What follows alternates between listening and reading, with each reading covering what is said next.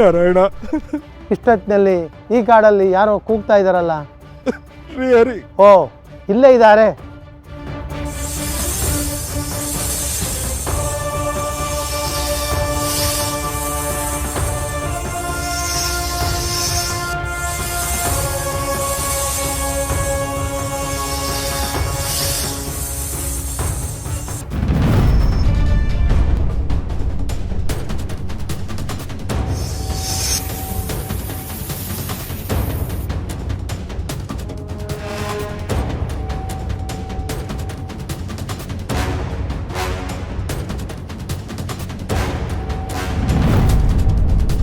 ಅವೆಲ್ಲ ಹೋಯ್ತು, ಎದ್ದೇಳಿ ಸ್ವಾಮಿ.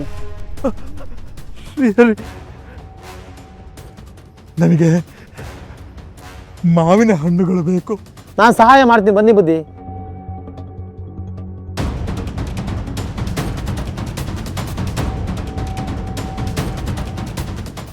ಇಷ್ಟು ದಿನ ಆ ಭಟ್ರು ಬದುಕಿರೋದ್ರಿಂದ ನನಗೇನು ಸಾಧಿಸೋಕ್ಕಾಗಲಿಲ್ಲ.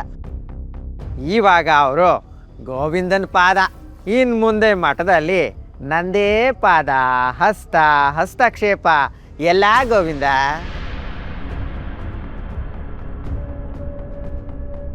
ಸಾಧ್ಯನೇ ಇಲ್ಲ. ಯಾಕೆ? ಅಲ್ಲಿ ನೋಡಿ.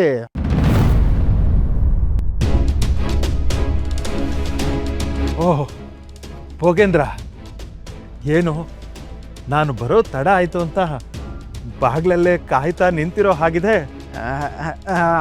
ಹೌದು ಹೌದು ಹೌದು. ನೀವು ಇಷ್ಟೊತ್ತಾದರೂ ಬರಲಿಲ್ಲ. ನಾವು ಗಾಬರಿಯಾಗಿ ತುಂಬ ಹುಡುಕಿದ್ದೀವಿ.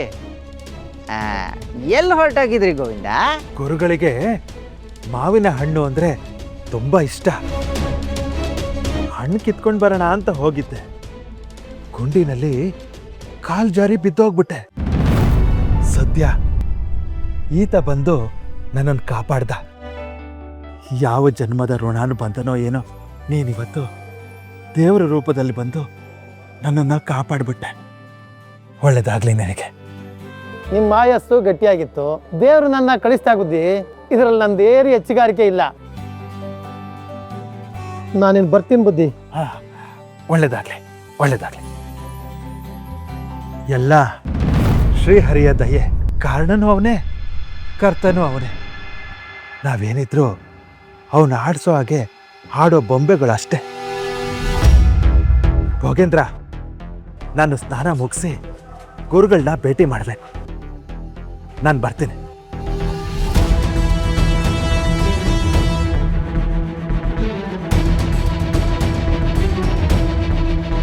ಈ ಮುದುಕ ಸತ್ತಿದ್ರೆ ನನಗೆ ಪಾರು ಪತ್ತೇದಾರಿಕೆನಾದರೂ ಸಿಗ್ತಾ ಇತ್ತು.